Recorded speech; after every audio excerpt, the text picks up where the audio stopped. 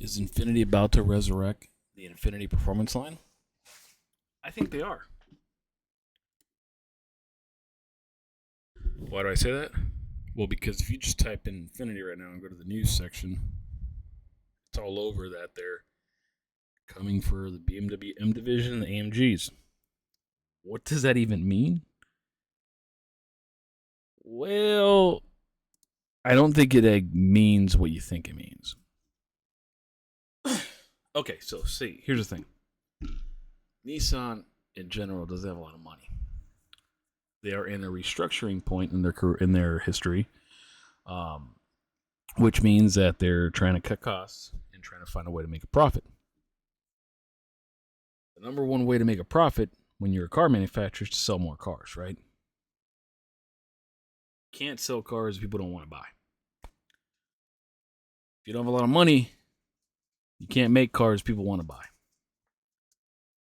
But you have to make cars people want to buy. So what do? You take what you already have and you throw some money at it. Not a lot because you don't have a lot, but it doesn't take a lot to make something attractive.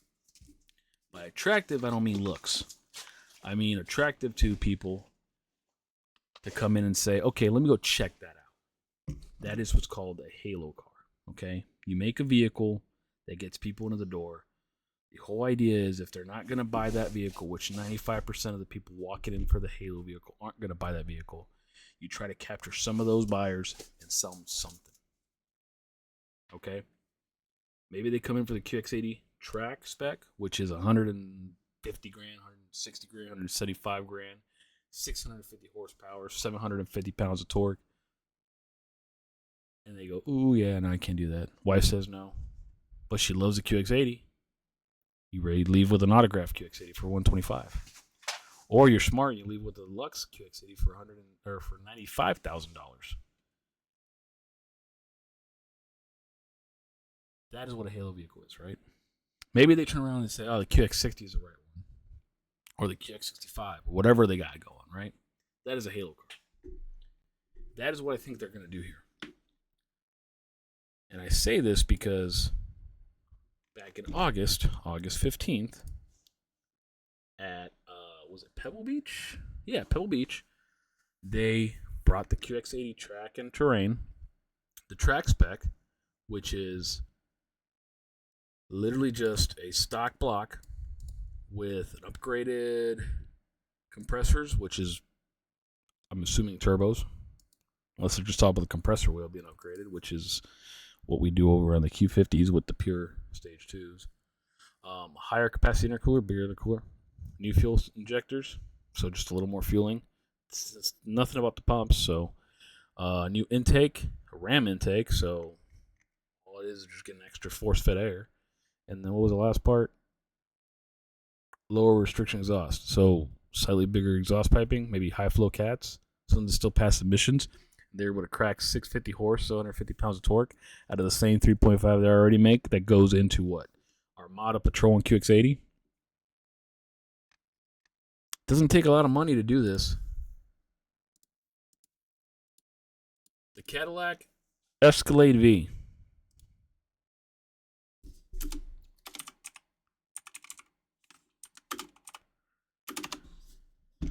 Has an MSRP of, was it 175?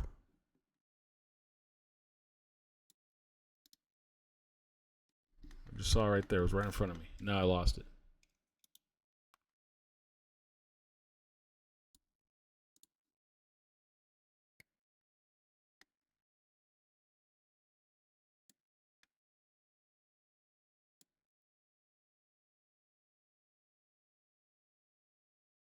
Can I not click it? Am I doing something wrong here? There it is. 172. Okay. I'm sure that if I made it to the very end here, let's go to summary. Yeah. Well, okay, we'll call it 172. All right. I'll round down 170.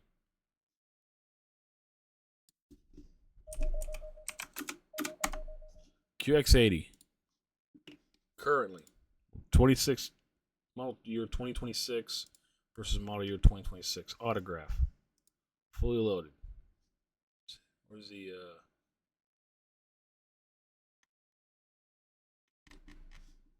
somewhere here? 115. Okay. 115 to 170. Okay.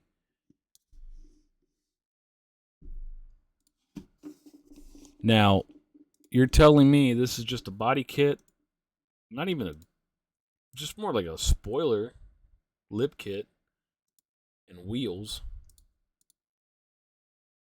and some bolt-ons?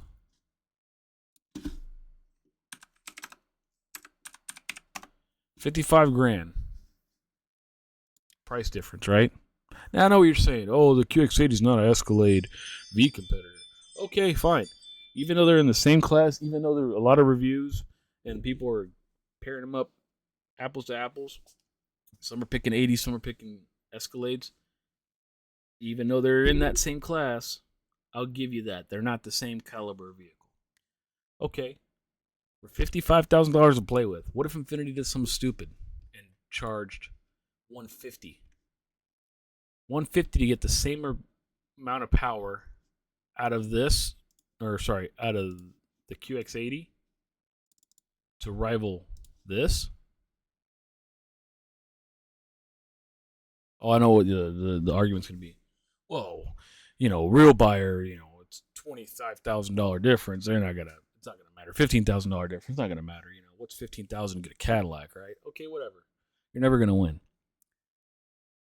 But if they bring this vehicle to the showroom, somebody's gonna walk in and look at it. If they don't buy it, there's a high chance you're leaving with something else. It's a win for Infiniti, right? Cadillac Escalade Vs are still being sold over MSRP. Now that's a dealer thing, but but if they're still doing it over MSRP, that means somebody's out there buying. That means there's still a demand for that. Because if here's how you shut that down. By the way, little insight here: I sold cars for 12 years, the same Infiniti dealership, almost 13 years. During the pandemic, when cars ran out, the second half of the pandemic, when cars were scarce, everybody started doing market adjustments again. We never did, but a lot of people did. A lot of different brands did. Actually, most Infiniti dealerships didn't. But anyways, what I'm getting at is the only reason dealers still do that is because they see somebody is selling a vehicle over MSRP with a market adjustment. If there's a buyer and they can see that transaction, then they know that somebody will do it. If everybody banded together and said, nope, not paying over MSRP, nobody would charge over MSRP. Customer isn't always right, but in that scenario, you would be right. Yes, I'm blaming the customer for that. As long as somebody gives up extra money, there'll always be that predatory stuff. Anyways, back to the topic at hand. Okay, so it doesn't cost them much to make this vehicle, and it's a Halo vehicle, right? The rest of this article says that, now, this R spec here at SEMA is not the vehicle in question they're talking about, okay? This is a one-off 1,000 horsepower VR38 swap QX80 built by Moto IQ under the commission of Infiniti Nissan. They donated or they bought or they sold whatever a car that was designed to be scrapped, a Nismo GTR, and they harvested the motor out of that, and they had two press car QX80s, and they joined all three of them together to make the R spec, right? It's also 1,000 horsepower, meaning it's not the stock motor that's in that Nismo GTR. You can't do this. You can't bring the 3.8 into the QX80 lineup just by slapping it in there.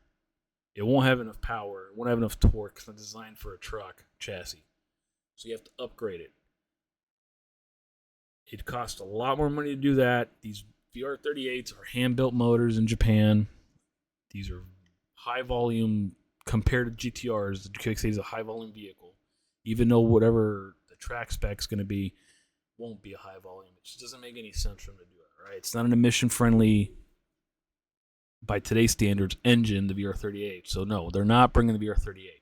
A lot of people are going to say because they're using this and that was a big buzz. Everybody already forgot about the track spec. They talked about back in August. They're all talking about the R spec. That's not the car in question. And plus, nobody's going to pay 200 grand for that. I know people that probably would. YouTubers and some rich folk that I know that I sold cars to. One off, but realistically, they don't have the money to do anything besides just take what they have and do bolt-ons.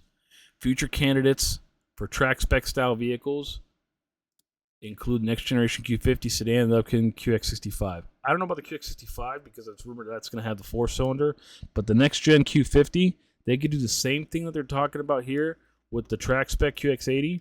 All they got to do is do some bolt-ons. Same bolt-ons they're applying to the QX80 track spec to the Q50, and you've got a 475 horsepower Q50 that, again, will bring people in, and they're probably going to leave with something else because the mass public wants SUVs. And I don't know why this page is crashing. We'll just go ahead and I'll just get out of it. Yeah, let's close it.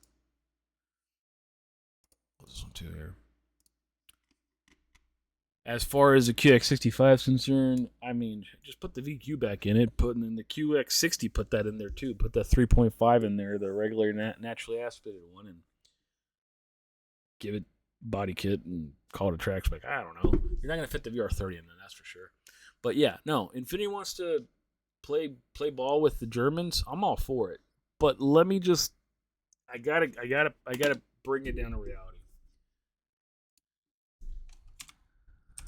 AMG cars are more than just horsepower cars, right? Yeah, they have hand-built motors. But they also have the pedigree of the suspension, steering, the comfort, the ultra luxury that goes with them. Same thing with the M, right?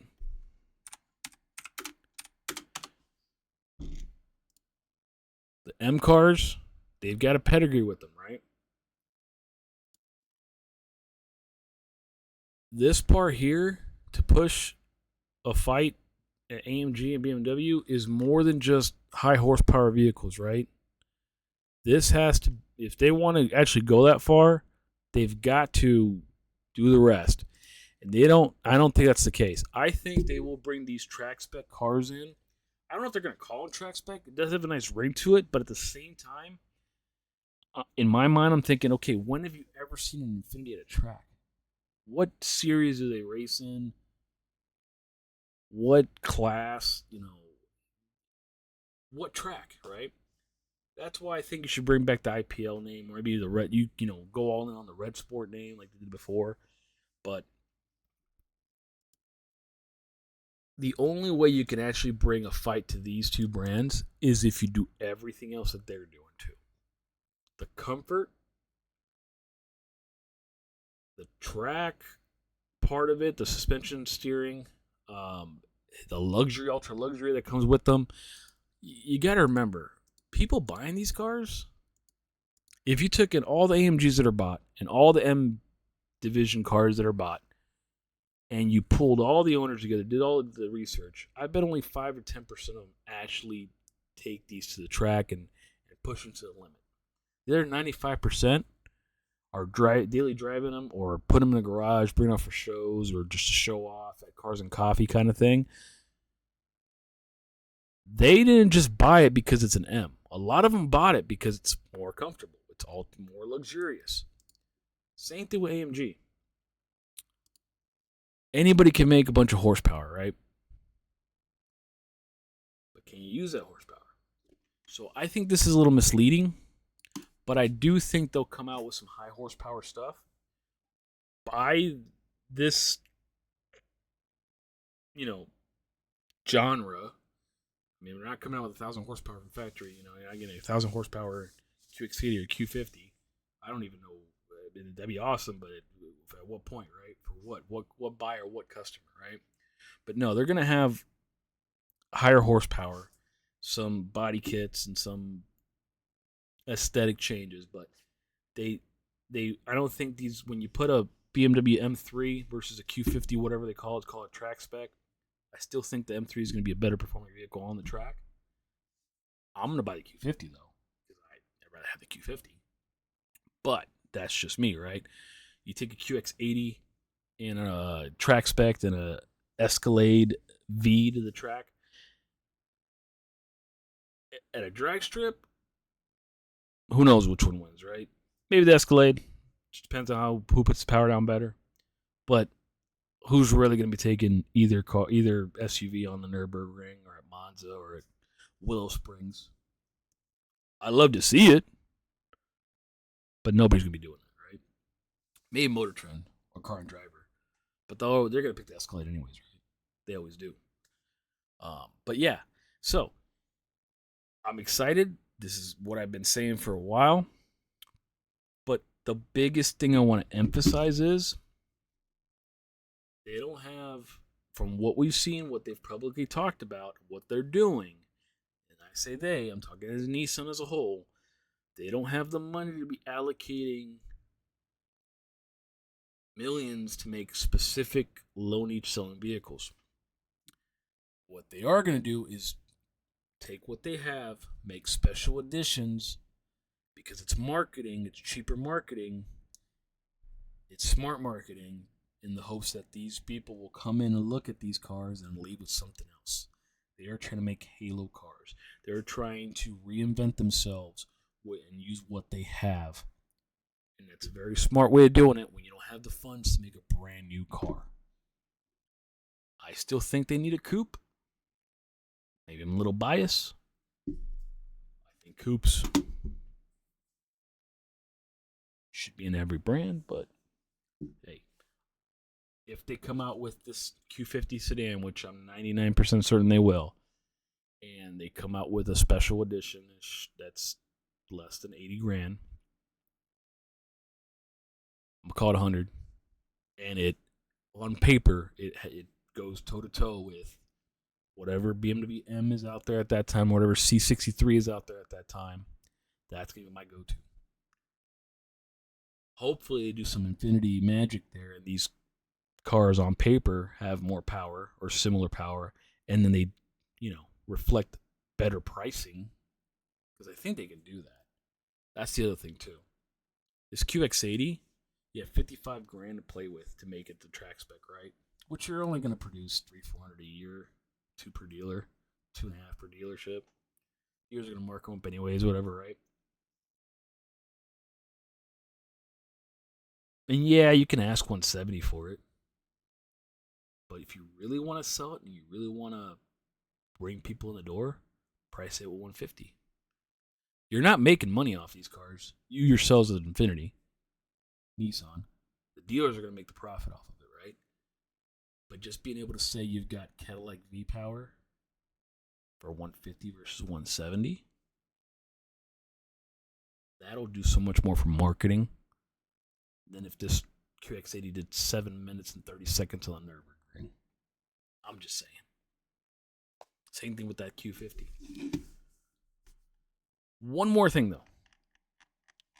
Just one little more thing. Let's see.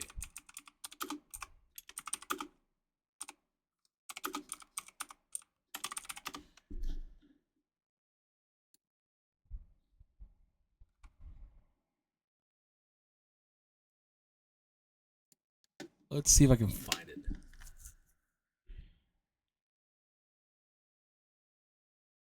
The CEO at Nissan the other day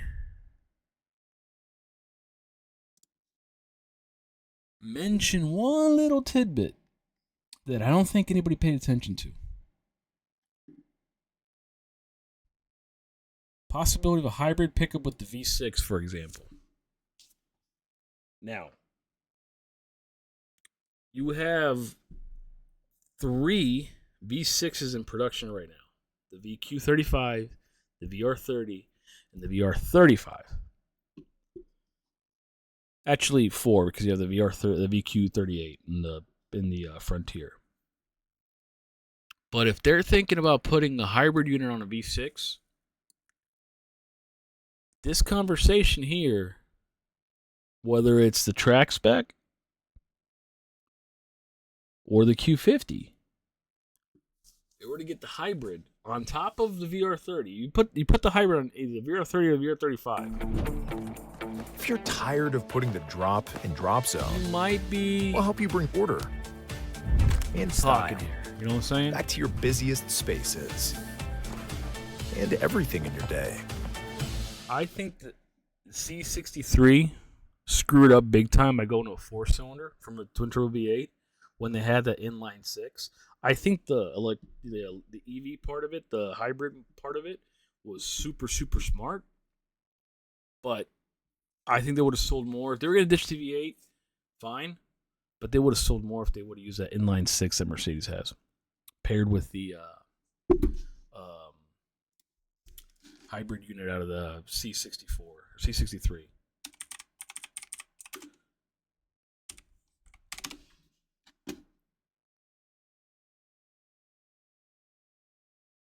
Yeah, this inline 6 here that's still being made in the 3-liter. I just don't understand why they didn't do that in the C63, right? I think the E-Class is the only one that had it. Was close, right? Yeah, see right there. We just beefed it up more. I'm just saying. So if Infiniti were to do something like that, that'd be a big deal. Because I do think that EVs aren't gone, aren't done. Hybrids for the next 15 years are going to take precedence over full EVs. But that's how you get a bunch of buzz, and that's how you keep that going, get that architecture going, get the cost down, and everything. And it's surely needed. I mean, I know it's in the same class, but the Revuelto, the Terminario, the new McLaren's coming out, Ferrari, they're all doing hybrid performance vehicles, right? That's going to trickle down to regular brand vehicles. And maybe they're not as high performance, but it would help. Helps with emissions. I'm just saying. Maybe there's a small bit there. Maybe I've got this track spec wrong. Maybe that they're getting whatever extra power out of a hybrid unit. Who knows? All I know is that it'd be a shame if they don't reuse the IPL name and actually make it a freaking performance line. Let me know what you think. Talk to you later.